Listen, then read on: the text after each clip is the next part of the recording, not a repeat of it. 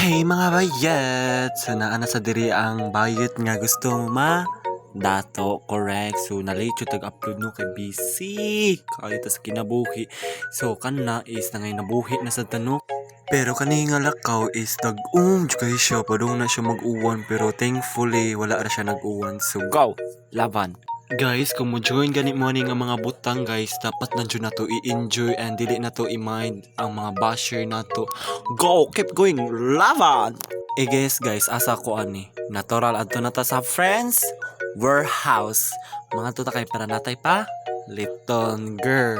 Lain pud kayo mga tuta sa Prince tayo tas wala tayo paliton, di ba? Naa dyan na tuyo ug natay paliton. Correct.